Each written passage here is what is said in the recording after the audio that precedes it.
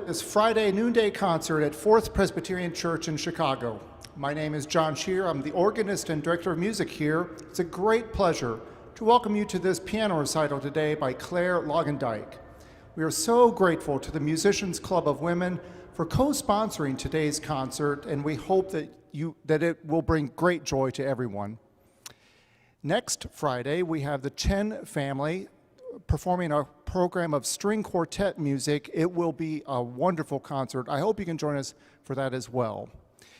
Today, Claire will be performing without a mask because she's going to be the only person in the sanctuary, so we're staying COVID safe even during this pandemic.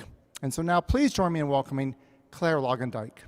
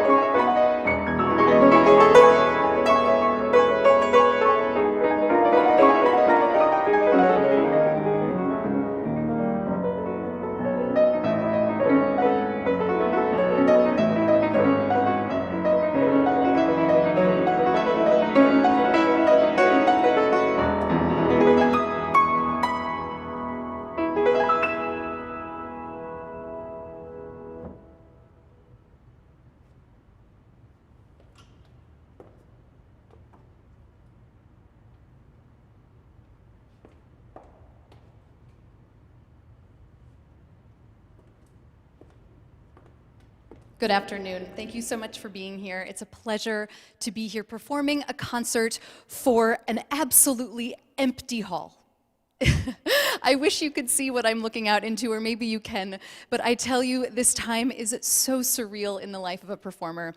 That said, even though all of you are sitting in your homes and I'm here in this gorgeous space where I wish you could join me, I'm so grateful for your attention and to have an opportunity, especially during this terrifically difficult week in the United States, to be performing a concert and bringing joy from this beautiful space to your home. I hope this message finds you well and happy and healthy. Happy New Year. That first piece you may recognize, it's one of my all-time favorite pieces from one of my all-time favorite collections. You'll hear me say that a lot on today's concert. From the solo piano repertoire, that was Jardin sous la pluie, or Gardens under the Rain, composed by French composer Claude Debussy, of course, and from his collection composed in 1903, Estampes, or Impressions, as we say in English. I love that piece because it really highlights all the different sounds that rain can make. You can imagine the sort of first drops that pop out in this toccata-like texture, and then all of a sudden, you're caught without an umbrella and you are drenched in the middle of the French countryside of Normandy. At least that's the image in my mind that Debussy is trying to depict with that piece. The next piece on today's program is absolutely fitting for this time that we're living in. I could not have foreseen that after Wednesday's events in Washington, D.C., how beautiful of a counterpoint this piece would be. It is called Processional. It was composed in 2018 by British composer Hannah Kendall. And if you'll allow me, I'd like to read the program note by the composer, because I don't think I can give you a description of the piece better than she did. Ms. Kendall writes, "Processional is inspired by and takes its name from Norman Lewis's artwork of the same name, Processional, painted in 1965, which is an abstract representation of the 1965 Selma to Montgomery March. Lewis slowly conveys the energy of the march through a series of white strokes, depicting those processing within a central widening band, like a beam of light, as the procession grows in length and number. I was drawn to the simplistic yet intricate beauty of Lewis's piece and its capability to powerfully embody such a significant moment in history. I also thought it apt that the title indicates continued processing, marching, and protesting, that Lewis's work is still very much relevant in the present day. If you are at home on your computer, I invite you to do a quick Google search for Norman Lewis's 1965 piece of artwork entitled Processional, and I think that you will see the beautiful way in which Hannah Kendall captures that peaceful protest by Black Americans who were fighting for civil justice.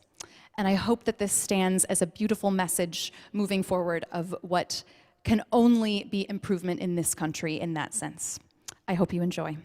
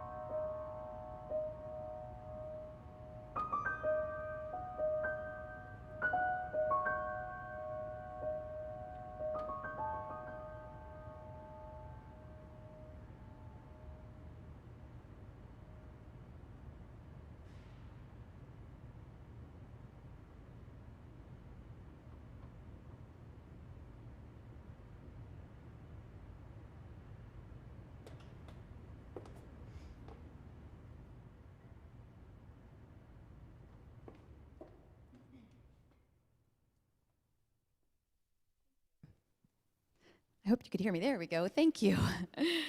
That piece has not been performed very much, and I hesitate to say, but it may very well be a Chicago premiere. That may have been a Chicago premiere. So this is the first time that I've performed the piece, but I imagine it to be the first of many, because I think it's a truly beautiful depiction and reminder of something that we should all bear in mind in our history.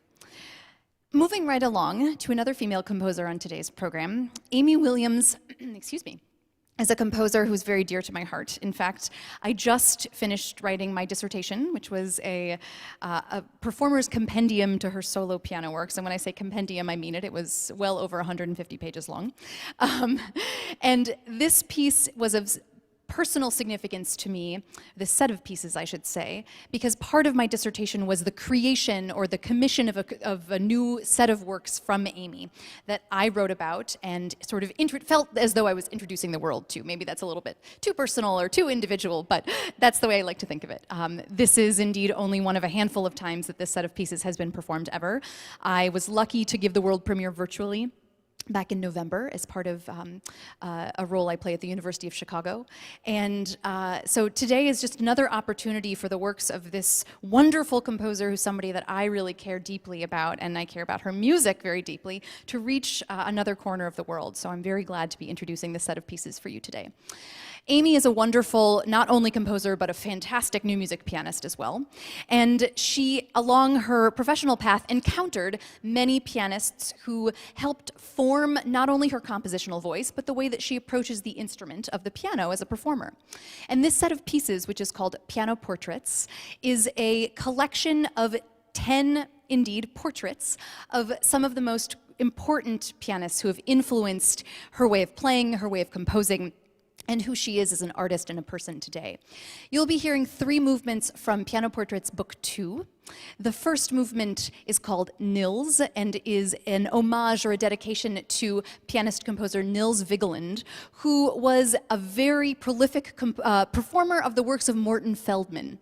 So what you'll want to listen for in this work in particular is the way that these really rich, soft chord clusters disappear into this internal melody that emerges. So you'll see me press down gently on the piano and then release notes so that only a few of the interior notes of the chords resonate as the melody.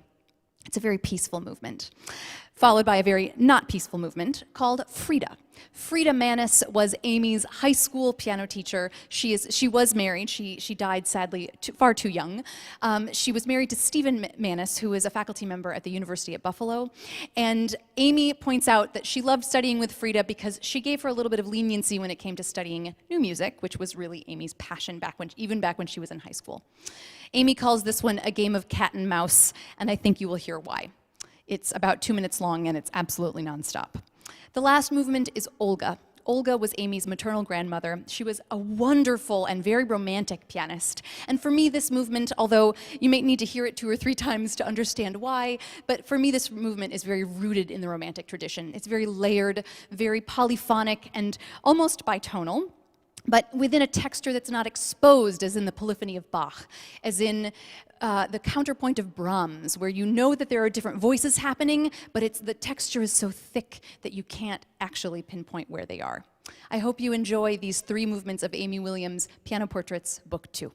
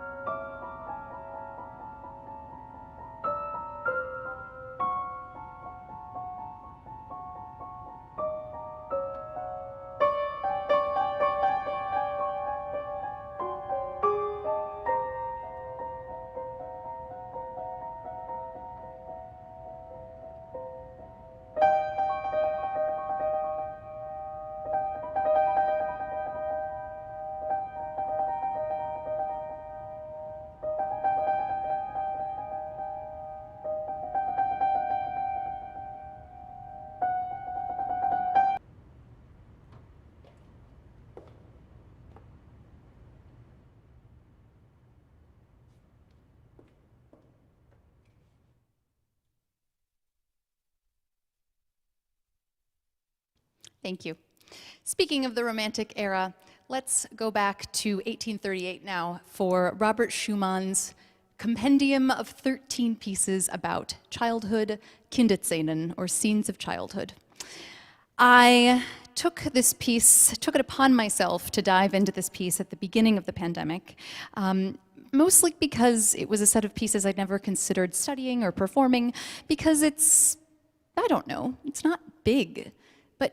It is, actually. It is indeed a big work. And the biggest compliment I've ever gotten about a performance of this piece was that somebody pointed out, and I hadn't even articulated this until that point, somebody pointed out that I conceive this piece as an entire work and not just short miniatures, which really you could do either way. And I thought that was a huge compliment because truly I see this piece as an extremely important work from the Romantic era and in Robert Schumann's output. Robert Schumann wrote in a letter to Clara that he decided to write a set of pieces that were sort of based on the whims of childhood fancies because she always called him childlike, which I think is very interesting. Clara Schumann, of course, being Robert Schumann's wife and really his muse. What is interesting about the way that this piece is conceived is that he wrote about 33 movements, 20 of which were ditched, and he only selected 13. It was very typical of Schumann to assign titles to his pieces after they were composed, which is interesting because that means that he created the musical arc before he pinpointed or put down to paper exactly what the narrative arc is. And for me, that is a justification that this is what I understand to be a day in the life of a child. We start out at the beginning of the day. The child is sort of waking up in this dream state, and the first piece, which you will undoubtedly recognize, Of Foreign Lands and People, is this sort of early morning lullaby, maybe. And then we go on to a curious story, little details that happen throughout the day, playing blind man's bluff, begging their mother, not wanting to take a nap. And then, of course, we come to the beautiful Träumerei, or dreaming movement, another that you will undoubtedly recognize. Midday afternoon nap, to be woken up by games at the fireside, a little bit of playfulness with family and friends, and then the day starts to come to an end, and the child falls asleep by the end. And what is unique about this piece is that it doesn't end there. The very last movement, Der Dichter spricht, or the poet speaks, is like the narrator, the older person that these scenes of childhood were depicting, comes out from behind the curtain and nostalgically reflects on what that time meant. And if that is not a metaphor for the time that we're living in and the way we may and undoubtedly will all feel when we're at the end of this, able to gather in person, hug each other, pat each other on the back for a concert well done or an achievement well done, then I don't know what is. This has really become a piece that I cherish to perform, and I'm so glad to play it for you today. Thank you for watching, and I look forward to seeing you again soon.